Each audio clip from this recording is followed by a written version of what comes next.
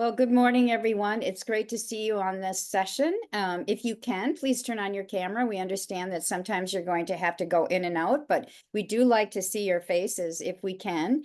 I'm very pleased this morning to announce a great team of people that are going to share some information that will hopefully be impactful for you and your school district. And I'm going to start off by introducing Alison Gillespie, who's the Assistant Superintendent for Teaching and Learning in White Bear Lake area schools, and she will introduce the rest of the team. So I thank you very much, Alison, for assembling this team and for presenting this information to our members.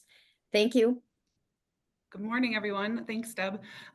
As Deb said, my name is Alison Gillespie. I'm the Assistant Superintendent for Teaching and Learning in White Bear Lake. For context, I'm entering my 5th year in this role.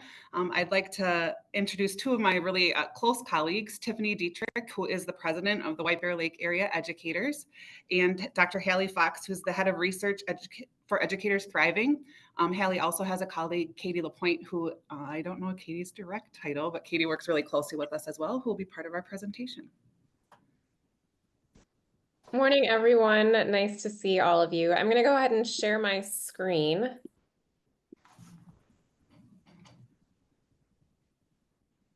So this is who we are. So we are going to talk a little bit about the journey we've had as a team in White Bear Lake, but want to start perhaps differently than you start other sessions.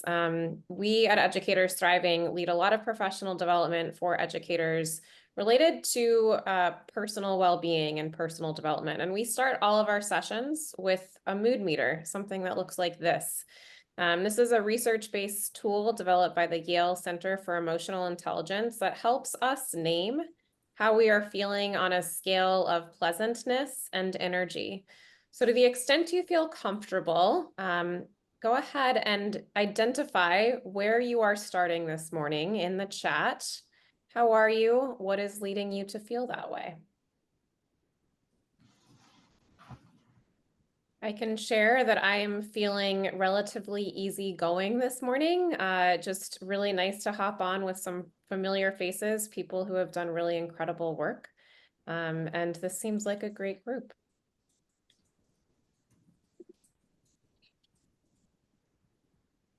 Thanks, Lori.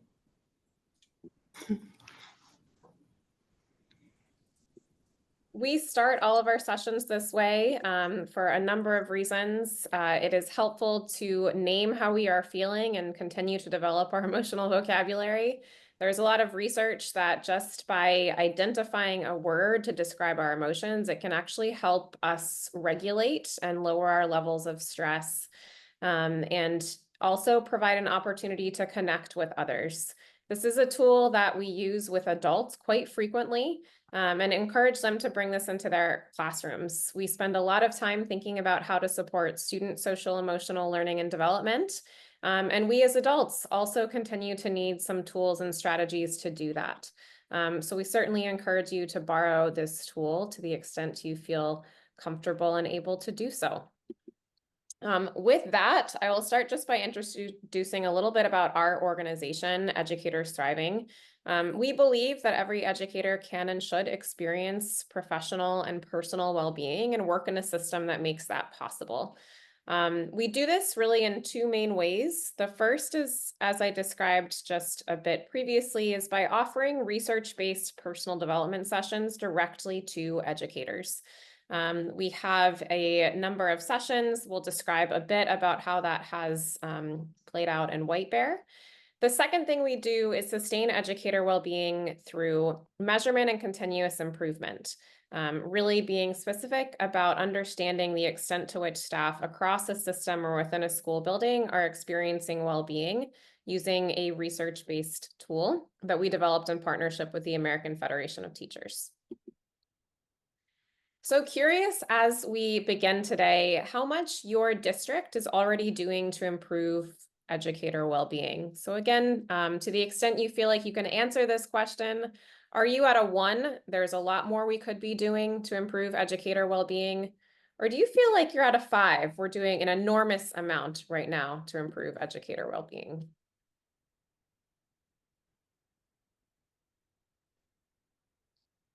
A 2, a 4.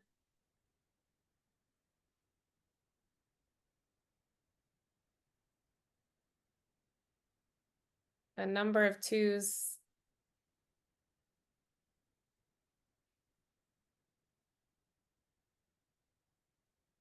So throughout this conversation, we would certainly love to hear what strategies you are taking, and hopefully some of the things that Tiffany and Alison have been leading might spark some additional ideas in terms of ways you might continue to prioritize educator well-being in your district. The second question we'd love for you to reflect on is how you would rate labor management collaboration in your district. Are you all at a 1? We are not collaborative at all. We have no effective structures in place to sustain collaboration. Or are you at a 5? We're highly collaborative and have effective structure in place to sustain collaboration.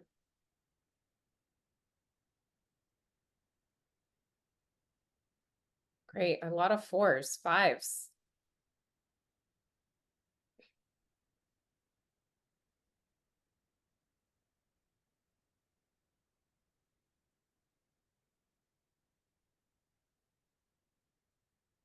So 3 to 5, that's a really, frankly, phenomenal place to be starting. There are a lot of places we work where we might be at a 1.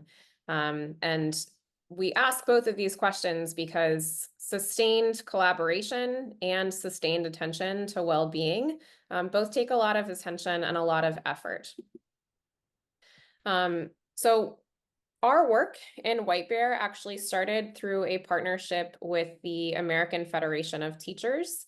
Tiff will talk a little bit about that in a moment.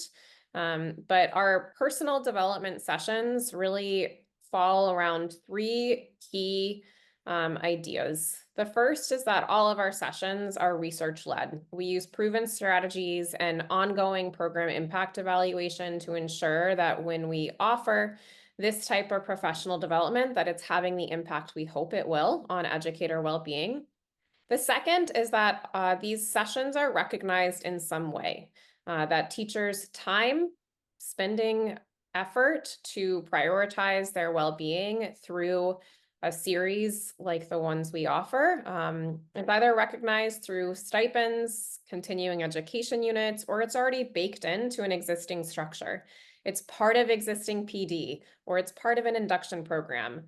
We hear time and time again from educators that we don't want self-care or well-being to feel like another thing that they have to be taking care of themselves. And so we work hard to identify ways that their time towards this type of effort is recognized. And finally, our sessions are relational. We do a lot of small group work and discussion-based learning. We definitely do not offer a Coursera-based model. We want people to really develop well-being in small groups. One thing we say often is that personal development happens interpersonally.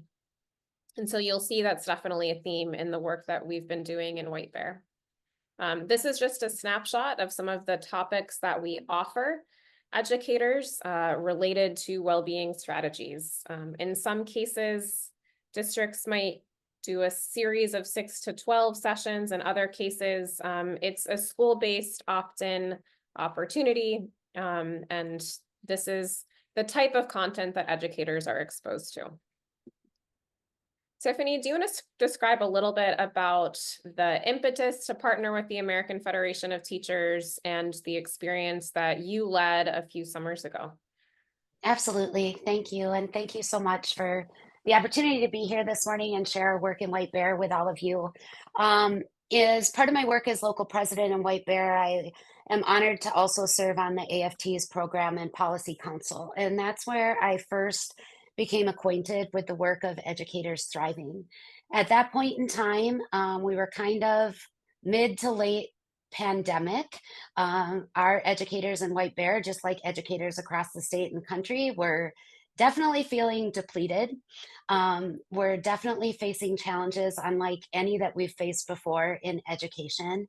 And while it was also very exciting for us to be navigating a lot of changes as a result of our community's support for our schools in the form of a bond that had passed just prior to the pandemic, that also added a layer of challenge as we were facing multiple construction projects amid all of the other things that were going on. And so when I heard Hallie and Tyler and Katie and their message around the work that we could do and learned about the partnership with AFT. I don't think I've ever typed an email faster in my life, because the AFT at that time was offering grants for locals who were interested in hosting this work with their members. And so I immediately got to work with Tyler and his team, looking at how we could bring a 6-part series around personal well-being to our members. And we had roughly 40 members who participated in a variety of sessions, with 26 educators completing the program. So doing all 6 sessions, even though it was during the summer, even though it was on Saturday mornings at the beginning of the school year, which I thought was amazing. And we also really wanted to dive into doing research around what did this look like with a comparison group of educators who were not involved in that program. So we sent surveys at the beginning of August and in October, following the completion of the program, to our members in the program, as well as to 22 educators who were similarly situated in terms of the courses they taught, the number of years they had been in the profession, and really tried to create as similar a group as we could for comparison. And we saw some really interesting things happen. As you can see on this chart, we have our educators driving participants who early in the summer were experiencing a pretty high degree of emotional exhaustion. And then in October, that number was rather dramatically decreased. And then we saw the exact opposite among the educators who had not participated in the program. And so when I received the program report from Educators Thriving, again, I think I sent another quickly typed email to Alison, to Wayne Kazmerchek, our superintendent, to say, hey, I really think this is something we need to look at in terms of how we can support educators in their work in supporting students.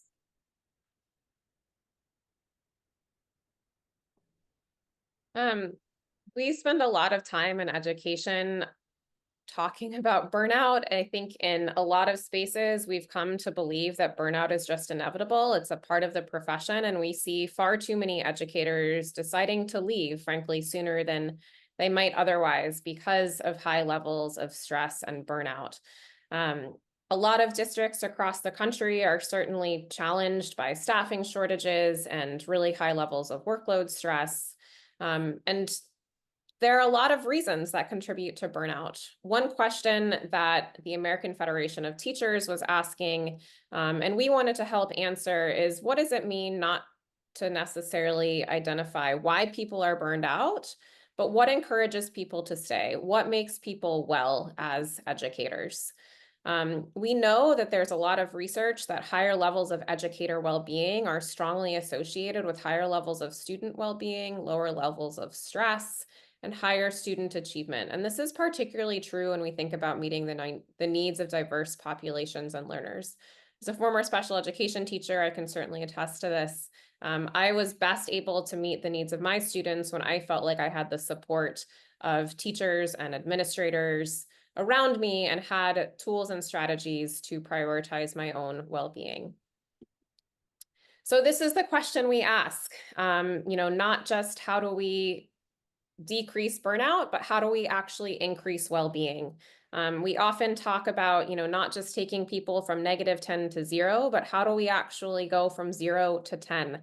How do we allow educators to thrive in their profession so that it can continue to be a career for the long haul?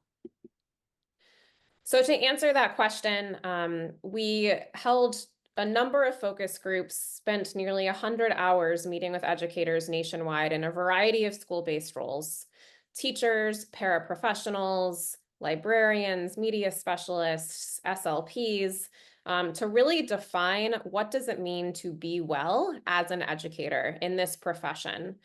What we learned from those focus groups and from a follow-up pilot study is that there are 6 key factors that really predict educator well-being: responsive leadership and supportive culture, acceptance, a professional growth orientation, a sense of personal well-being, adaptability, and the absence of depletion.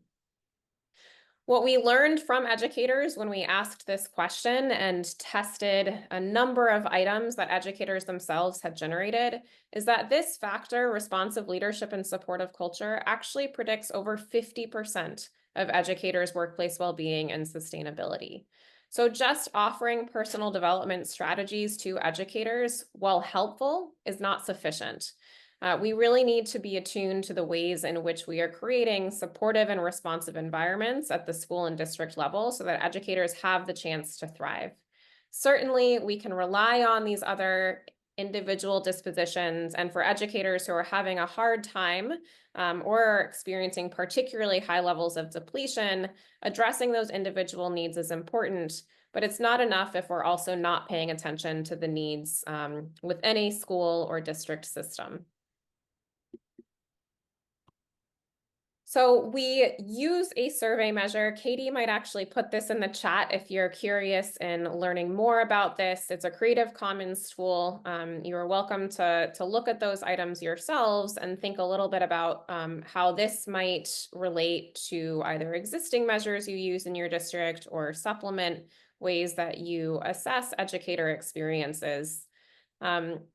We want to talk a little bit about how White Bear has been using this type of data. But first, just want to introduce a job demands resource model, because I think it's helpful just to understand how we frame this work. So this model is not just unique to education, but really about workplace well-being across a number of industries. And if you look at these axes of resources and demands, we tend to assume that people are happiest in their work when resources are high and demands are low, when we feel like we have a pretty cushy job. Actually, people tend to be bored when that's the case. When resources are low and demands are low, we tend to be apathetic. When demands are high and resources are low, we tend to experience burnout. Unfortunately, this is often the case in education. Being an educator is an incredibly demanding profession. Meeting the needs of wide varieties of students just takes a lot of work and a lot of effort. So we want to think about how can we match that level of demand with appropriate resources. Resources can include financial resources, of course, but they also include those interpersonal skills, those dispositions like growth orientation or acceptance, and interpersonal things, the relationships that educators have with one another, the support they feel from their administrators and district leaders, time that they have to collaborate and to plan. And so we're really looking for opportunities to match that high demand with appropriate resources across a number of domains. So when Tiffany approached Alison about this type of work, would love to just have both of you share a little bit about what you were hoping to bring to your district and kind of where your starting place was and where you hoped to land later.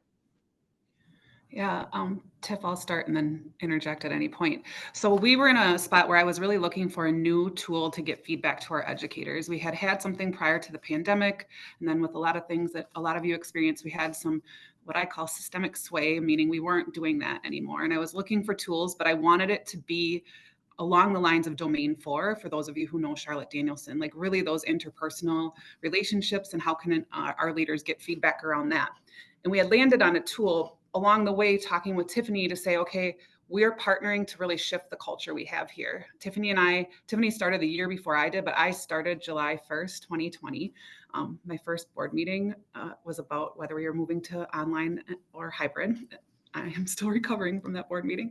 But we really committed together that no matter what, we were going to come to the table. We knew the health of our organization. It was that we were going to keep working through things. And it was hard. Tiffany and I worked together. I was her principal at the last few years of her teaching, but it's very different, as many of you know, at the district level, and then Tiffany supporting our educators. And so we were working really hard to shift that culture as well. And so it was often, and Tiffany and I have had these conversations, like when we would hear about burnout, I believed it, but I felt a little helpless. And how to help that. And so that when Tiffany brought Educators Thriving to us, and it had the components of both the responsive leadership, but also how educators could learn skills to also help themselves, it was huge. The other piece that we're continuing to shift from, and I'm really, really proud of our work, but we haven't arrived and we continue to commit to it. Culture change, it takes a long time. We absolutely are a different organization than we were 5 years ago, but still, we work with human beings and things have ups and downs. But was really shifting this emphasis, and Tiffany is the one who's put language to this for our educators, but this technical problems and blame, to really understanding how adaptive the challenges are ahead of us. And we need to partner with educators and our principals, those who are closest to the students, to make changes that can be lasting, but that we really owe it to our students and families to make sure that we're improving and reaching our educational outcomes for them and their future. And I think one of the things that has been really exciting to me about our work with Educators Thriving is that it addresses the systemic changes and it gives us the tools to really be able to identify the areas that we can work on to make a meaningful difference in our system, while also providing access to immediate resources to support our educators with their personal well-being. So knowing that 50% of this is connected to responsive leadership and supportive culture, and yet systems work is very complex, very hard, often moves more slowly than any of us would like to see. It was really important to me that we also have those more immediate tools that people could latch onto to make a difference for themselves, things that were within an educator's realm of control, because that's another thing around system challenge, is that it can often feel very overwhelming as a teacher in the classroom to feel like, how do I affect change within a big system? And so I appreciate the partnership for sure. I believe that this is something that every school district in our country should be engaged in. Every union should be engaged in. It's so important to the outcomes that we see with our students, that we're supporting our educators, and that we're creating those strong pathways of communication between unions and management.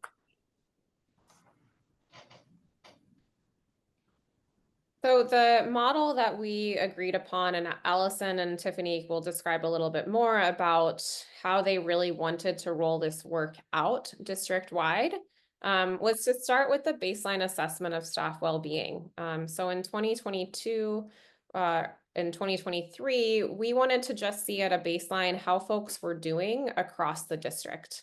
From there, we were able to identify key priorities, really trying to think about feasible moves that we could make across the system and with school buildings, and respond with school site support and coaching and professional development, continue to gather feedback along the way, and respond with additional site level changes and support, and re-engage in that process of assessment and evaluation. So we are entering really the second full year of this cycle with schools across the district. And we started small. While everyone took the survey, we definitely didn't want anyone to feel like they were biting off more than they could chew. So wanted to test a few strategies and supports at various school sites before engaging more schools across the district. So how we started, and I was really intentional, mine and Tiffany's partnership with the rest of cabinet is definitely growing amongst the principals, but it's not as, they don't interact as regularly. I would say 2 years later, that's very different again in the positive direction. But when I first started, I wanted our principals to understand that they had some control over this data. And so I worked with HR to decide, okay, when principals receive their information on the responsive leadership portion, it's their personnel data and that they get to control when and how they share it. The other piece is really, I partnered with Tiffany as our union president. I also partnered with the principals union president. So they were able to get the information from Educators Thriving directly. And really, I wanted this to be something that not just another way that we collect feedback or that principals felt like they got kind of punched in the stomach, because we do give that test every May. But that we really are moving towards growth and that they're supported in it. And it's not a gotcha in terms of any sort of discipline that I might have to engage in. And I supervise directly all of our principals. And so I was purposeful in the way that we started it. We talked a lot about what access to the data, and we'll talk a little bit more in depth that Tiffany has, what data do I, and who has data access to their own principal data. The other piece is how was I going to ask them to partner with Educators Thriving? And in the fall of 2022, years, yes, okay. I asked our secondary sites to be most involved because we were in the middle of really completing letters, which last year was a final year for the majority of our elementary educators. The READ Act had just come in. We were asking our elementary principals to lead in very different ways in terms of instructional leadership. And I just didn't want this to feel like another thing on their plate, even though it was work that they were already engaging in. The questions, as you see, if you're able to click on that, are questions that if and when I heard from people that had concerns about their principal, it was around things like, I don't feel heard, our staff isn't unified, really the exact questions that are on that. And so we first started with our middle schools, and I let them be their own cohort. They partnered together well. We talked about how would my role be in there. They would have access, and they really can reach out to Educators Thriving at any point. Our high school was unifying. We had a 9, 10, and 11, 12 campus. We had hired our principal for the 9, 12 campus that opened this fall, but he was brand new and he wouldn't have access to any of the specific building leaders' data because unless they decided to share it, because it is their protected data, but he does have access to that well-being. So how we were working on that was also unique. And so I'm really trying to communicate that it was very personalized, because fast forward this year, my parameter was that every single principal has to interact at least a couple times with Educators Thriving to discuss their data, include elementary all the way up to our high school principal. And I didn't mandate that they have to do any PD. I didn't do any of that. And Educators Thriving was on site at 10 of our buildings, choice of the principals in the fall during workshop week. And so I think it just speaks to how our partnership has grown and how the principals, and most of them, share their data with their staff publicly, because they realize that it's not data that they can truly shift. They can, but not in isolation, and that it really requires a partnership. And I think one thing I just really want to emphasize is as we embarked on this process, it was really important to all of us who are having this conversation about making sure that the feedback was not weaponized in any way. This wasn't about blaming or shaming anyone.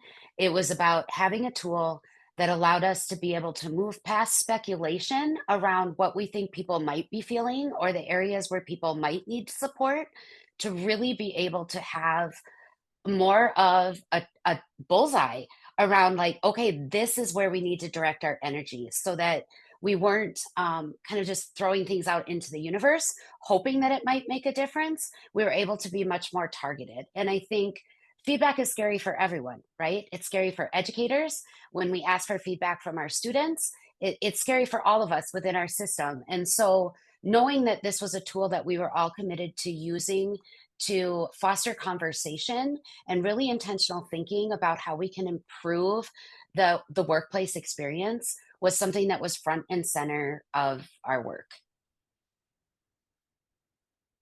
What we really admired about this model is that there was really clear and shared responsibility around educator well-being.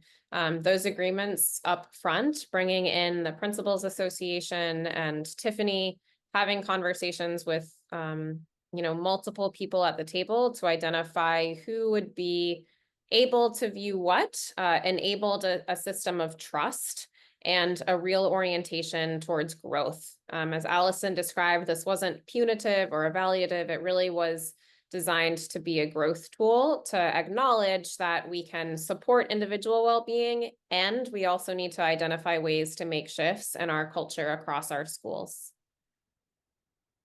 So as you can see here, if we really think about mirroring, an RTI system related to educator well-being, every single individual was invited to take the survey, and most schools opted to offer some PD to their staff. Some schools received more targeted and strategic support, either because principals opted in or because there were really sort of challenging school cultures and dynamics that needed additional attention. And some educators require more individualized supports. And Tiffany will describe a little bit about the ways in which the union has really led those efforts. Tiffany, do you want to talk a little bit about how these shared values across your district have played out? Absolutely. I think, as we've moved from kind of that more competitive posture to more of an interest-based um, relationship, I think these shared values have really guided our work. The idea of collaboration, that we all have important information to bring to the table, the idea of trust, that we need to acknowledge and lead with the fact that we're all here because we care about students and we care about the experiences and the outcomes that they have in our schools. And that our commitment to student outcomes means that we also have to be committed to investing in our educators and giving them the tools and resources that they need to be able to deliver what they need for their students. So I often think of it of like when you're on the airplane and they tell you, put on your oxygen mask before you help the child next to you with their oxygen mask. Like, our teachers can't help their students be the best they can be if they don't have an oxygen mask that is feeding them. And so to me, I think that's what these shared values have meant from my perspective. Allison, is there anything you want to add? Yeah, I really have been intentional as I talk with our educators, our principals, that we also care deeply about them as humans who work in our organization, and that they're not mutually exclusive, meaning one or the other, that you have to solely care about and be committed to student outcomes. And that doesn't mean that you don't care about educators, but that both of those things can be true and are true for us in our organization. And so you want people to be excited about being at work. You want them to feel good in their life, because we spend a lot of time in our jobs.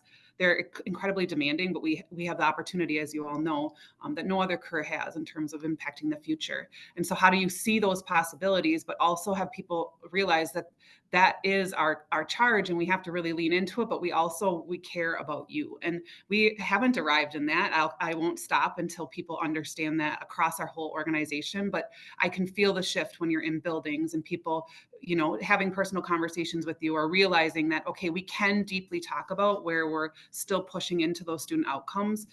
But I also know that I'm cared about as a person by our principals, for sure. And then as you continue to build that relationship with district, I think that is the key to us really moving forward. Those outcomes is when we truly have that partnership, and it isn't an us versus them, which often exists in most of our districts, at least at some point. Well, and I think, yeah, and another challenge is for any of us, right? It's very human as like very natural as humans to just want things to be instantly better, right? When we're feeling stressed, when we're feeling overwhelmed, like just fix it, right? And I think that's a frustration that we all experience, and the sad reality of our work is that, like I mentioned before, systems work is slow, but it's kind of that yes and approach, and really, taking the time to listen. And I'm proud of the work that we're doing. Like, our union and administration, we have acknowledged that this is an issue, that this is something our educators are facing, and the impact that that has on our system and on our students. And so it's exciting to do the work. It's difficult, but it's very good work. It's the right work. Alison described a little bit about this previously, but as we were collecting data, it's really important for staff at the beginning and for principals to really understand where this was going. We invited everyone to take the survey. The only question that was required was your school site. Everything else was anonymized so that educators felt safe and secure in really describing their experiences. And this was as sort of the third party, the more objective analysis allowed a level of safety and trust that sometimes when surveys are done internally, people are more skeptical of. So having really clear, distinguished data sharing agreements from the beginning really mirrored that commitment to trust and collaboration. When we first conducted the survey, there were a few key findings across the district.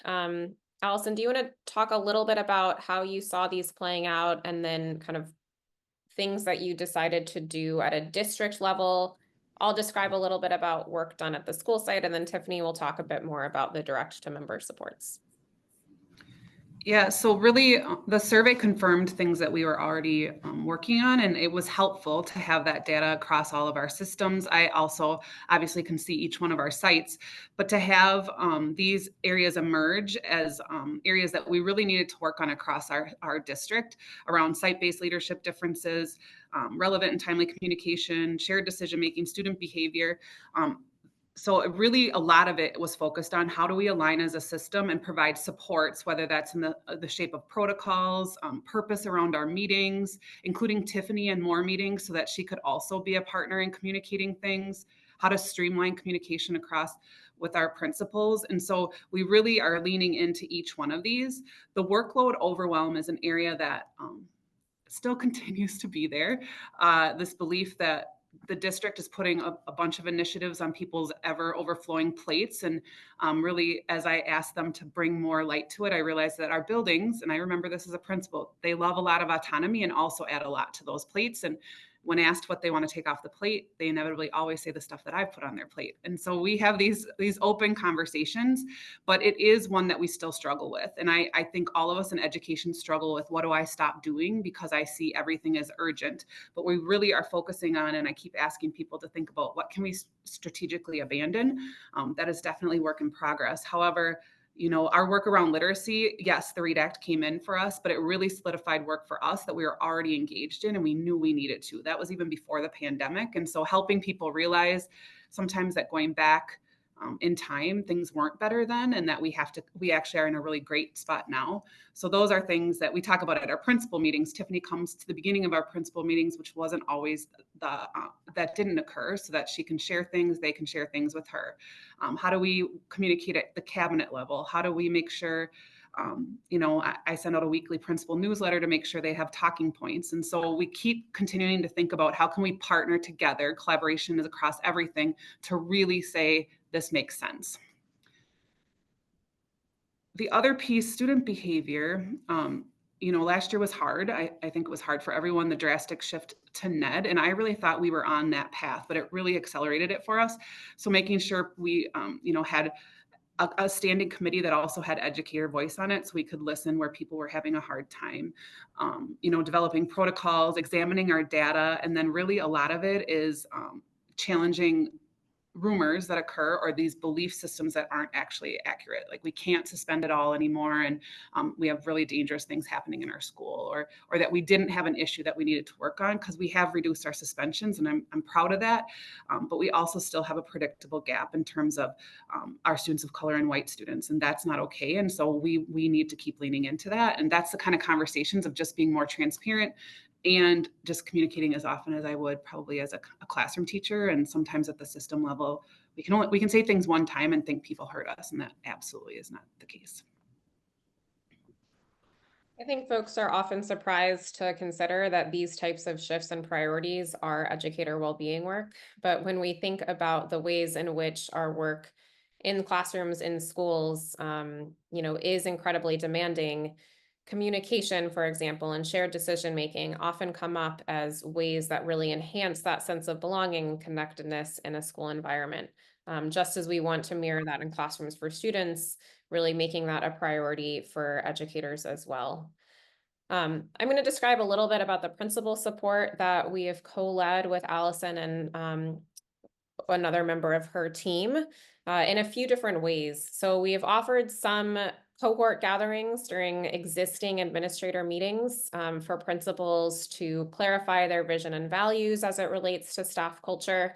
We often talk a lot about how folks set a vision or goals around student behavior, student academic learning, but rarely think intentionally about what do I want to be true about my team and about my leadership with staff culture. So having time and space for principals to share, swap ideas about how they are leading that work, providing people time to really dig into their data and identify priorities and how to develop a sense of collective efficacy and really shape the narrative from that sense of overwhelm to a sense of possibility and collaboration.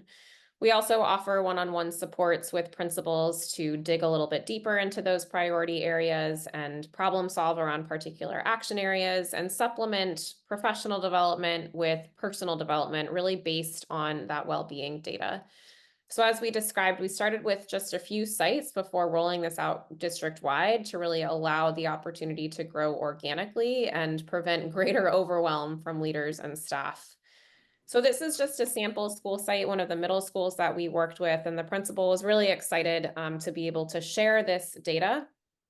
When we first surveyed her staff, there is a real gap in staff experiences, a lot of concern that decisions were not being made together, really not a sense of unity across the school, and real concern around student behavior and discipline practices. And even within teams, people really naming that they didn't feel comfortable sharing challenges with their colleagues, with one another, that people had become very closed off kind of following the pandemic.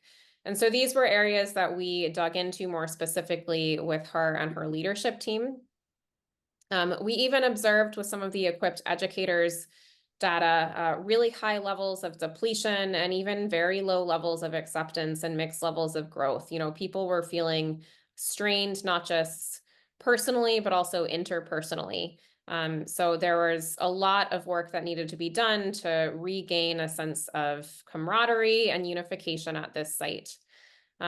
So in addition to working with the principal and her leadership team around, you know, shifting structures for decision-making and increasing channels of communication and tightening student behavior systems, we also offered some PD opportunities for staff.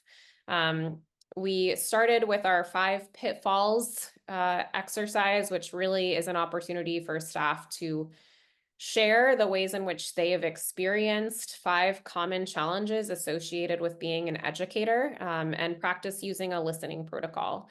And in this session, we really wanted people to lean into the idea of I can share challenges in a safe space with my colleagues and practice really listening to how others are doing.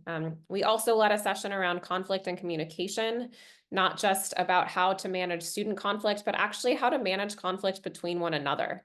How do we do this in a respectful and proactive way to increase our own skills and comfort having disagreement, so that we come to the table really understanding different perspectives and have some tools to move forward through potentially difficult conversations. And we closed with a unifying session around appreciation and identifying the ways in which we personally appreciate one another and prefer to be appreciated. This is just a snapshot of our 5 pitfalls session where individuals had the chance to reflect on the extent to which they have experienced these challenges, either over the course of the year or the course of their career. And we heard from educators, you know, it was really helpful just to name that I'm not alone in experiencing this and that it's not unique to being a first-year teacher, but actually that these are challenges even people 20, 25, 35 years in are facing in their work. When we resurveyed staff a year later, we saw incredible shifts in perceptions and experiences. The principal and her team worked incredibly hard to be more visible, to invite more staff into decision-making, to be really transparent about the ways in which they were working to improve student discipline, and really build that sense of team and camaraderie. You can see the improvements here. We cannot take credit for the work. It was the work of the principal and her leadership team, and really making sure that staff knew they were listening and responding to this data. You can see incredible improvements in that sense of unity, support with student behavior, and even the extent to which staff started to feel more comfortable sharing challenges with one another. Certainly, there are more ways to grow and improve, but it was pretty incredible to see with that level of intentionality, with the right tools in place, this principal and her team could see pretty dramatic improvements in staff culture and experiences over time. You can see here just some of the shifts made from year to year. That being said, I just want to name that level of depletion from spring 23 to spring 24 was identical. Despite the improvements in responsive leadership and supportive culture and that heightened sense of unity, staff are still feeling overwhelmed. The work still feels hard. And so this is a continual area of growth and focus. And Hallie, can you go back for a second? Just so people know, those are our district averages. And so that's all of the buildings together. It's not solely the other schools' data. Oh, thanks, Allison. Mhm. So as Allison mentioned, depletion continues to be an area of concern. Certainly there are steps that are being taken around responsive leadership and supportive culture across sites, and that takes time. Shifting systems, shifting communication practices doesn't happen overnight. Regaining that sense of trust will continue to be a shared effort. And the work continues to feel like it is piling on. So navigating that sense of depletion continues to be an area of focus, and one that Tiffany is particularly attuned to. So, alongside the work that we're doing with the school district, I think our union has also been really thoughtful and intentional in how we support our educators and our members. And I think in thinking about those 6 predictive factors, it was important for us to invest in all 6 of them, right? The 5 that educators have direct control over and provide as many opportunities as we can to link educators who are interested from that kind of tier 3 perspective to the resources that they're looking for to improve their own health and well-being. And I'll talk a little bit about Violet here in a minute, which has been a pretty cool tool that we've used this year.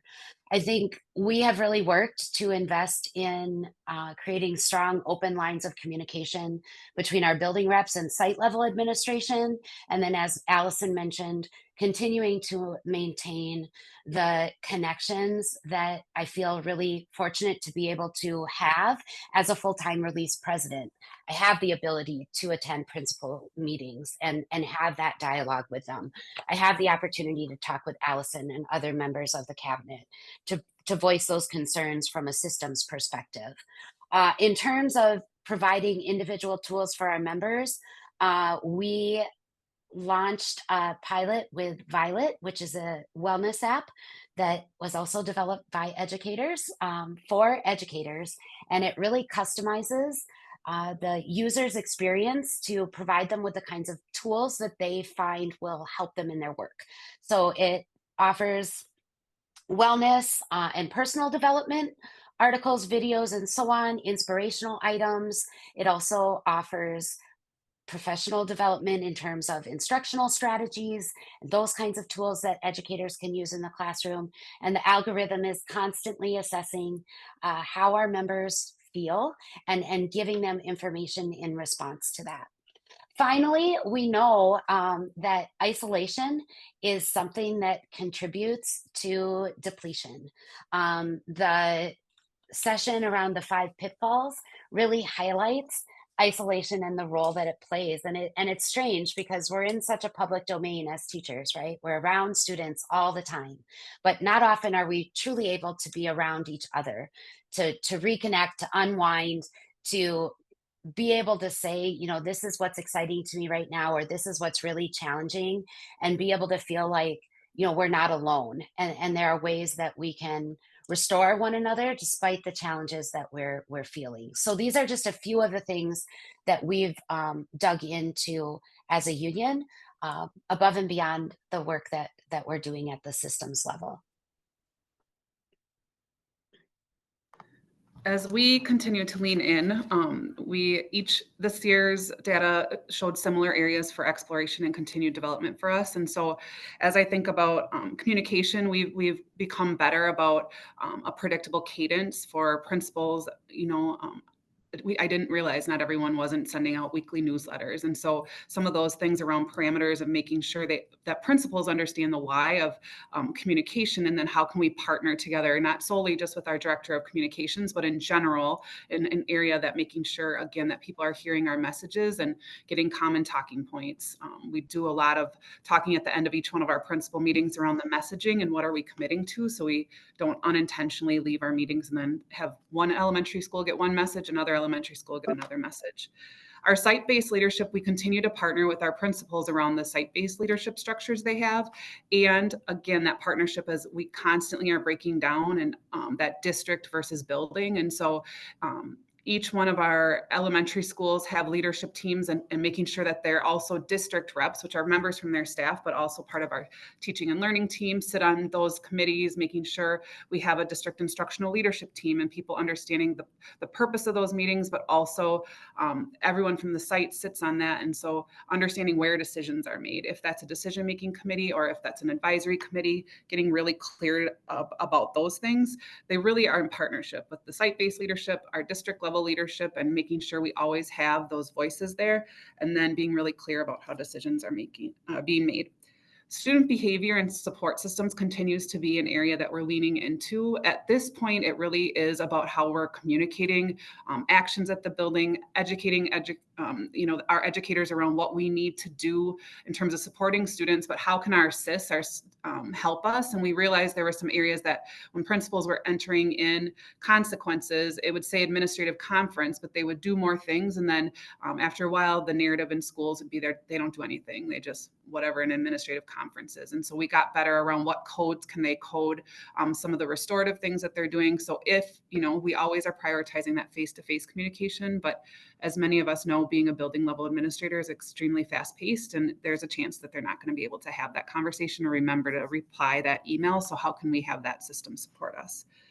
The other thing, and I already talked about, continued discussion around workload overwhelm and what really do we understand the root causes for why we aren't getting the student outcomes that we're really hoping to get. And, in some areas we see tons of amazing growth and we're really proud of that. And so how can we replicate that?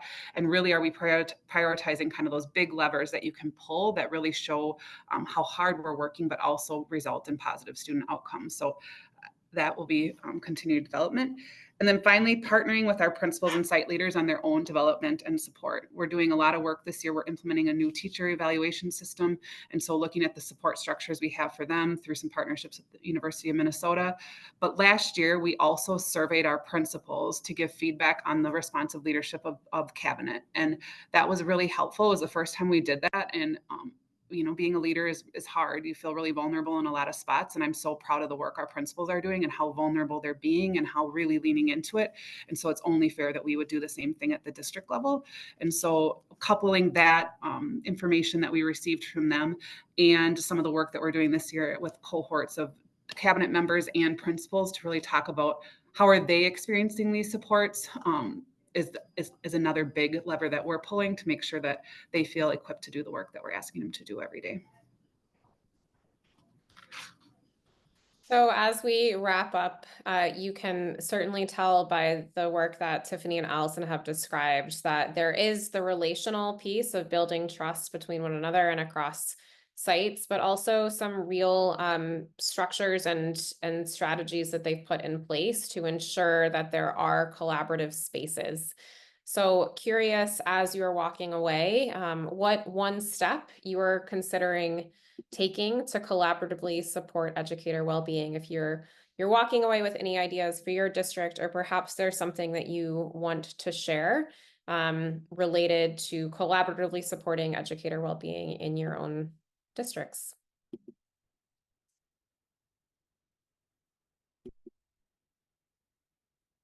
So if you feel comfortable adding those to the chat and having a moment of reflection to think about ways you might apply collaborative educator well-being work to your role, we would love to hear them. It looks like Dave just put a feedback link in the chat as well. We have a separate one, not to over survey you, but we are always curious to learn more. And with that, really thank you all for your time. I know we have a few minutes remaining, so if it's okay to answer some questions, we're happy to do so.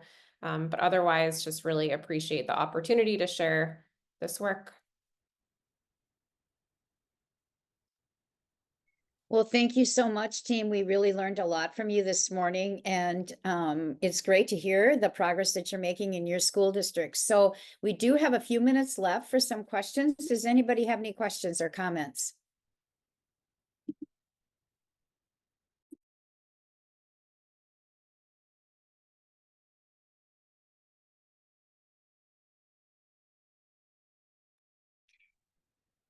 A pretty quiet group this morning. They took in a lot of information and so they are probably reflecting. So if you could please answer the 2 surveys, that would be great. Dr. Zimmerman and I have to go into another Zoom meeting that starts in just a few minutes. So I'm going to sign off and again, thank everyone for coming and especially Alison and Tiffany and Katie and Hallie for sharing all the wonderful information that they did. Have a good day.